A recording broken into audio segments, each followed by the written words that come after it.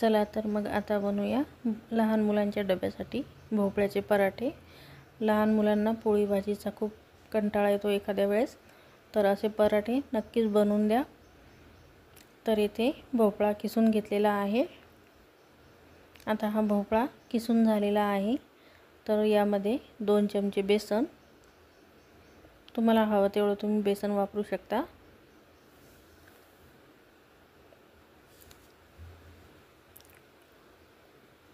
आता इथे हिरवी मिरची आणि लसूण हे ठेचून घेतलेलं आहे, यामध्ये टाकायचं आहे। तुम्हाला हवं तेवढं तिखट तुम्ही वापरू शकता, कमी जास्त हिरवी मिरची।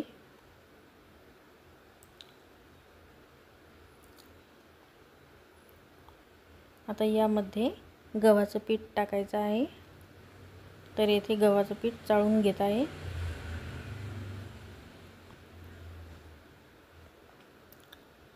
आता तुम्हाला जेवढे पराठे बनवायचे असतील तेवढं पीठ घ्यायचं।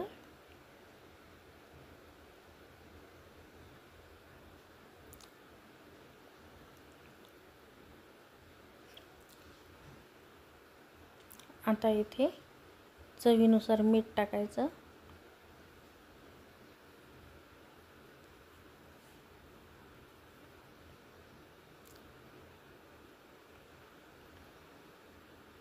तर यामध्ये जिरं आणि हळद टाकायची।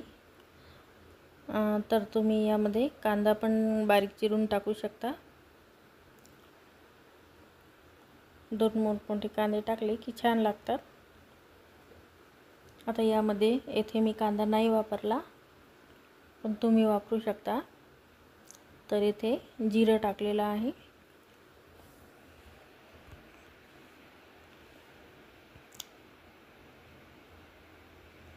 आणि हळद।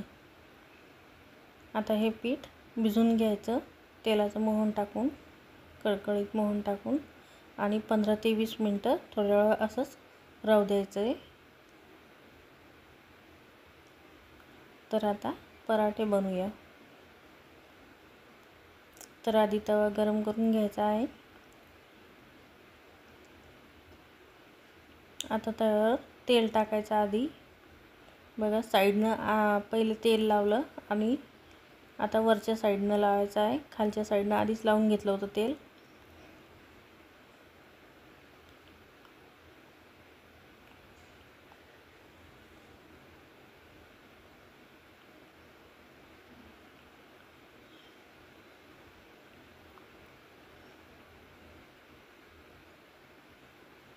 तर आता हे पराठा आता चांगला तव्यावर भाजून घ्यायचा आहे दोन्ही साईडला।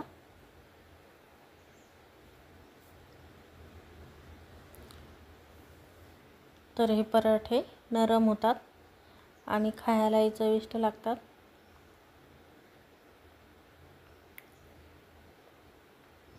तुम्हाला जशा आकाराचे पराठे बनवायचे तशा आकाराचे तुम्ही बनवू शकता।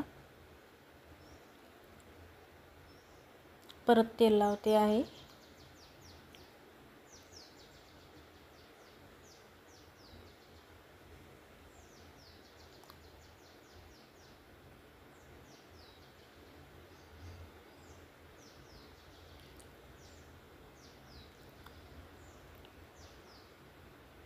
दोन्ही साईडनं चांगला भाजून घेत आहे।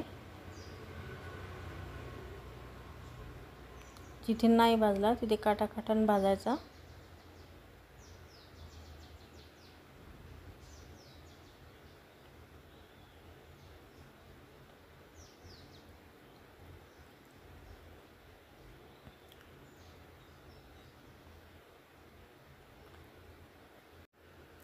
तर इथे मुलांच्या डब्यावर टोमॅटो केचप आणि पराठे।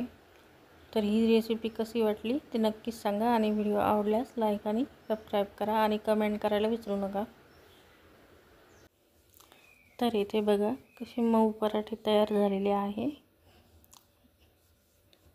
तर तुम्हाला रेसिपी आवडल्यास नक्कीच कमेंट करा, आणि तुम्ही पण बनवून पहा अशाच प्रकारचे दुधी भोपळ्याचे पराठे। खूप पौष्टिक पराठे असतात।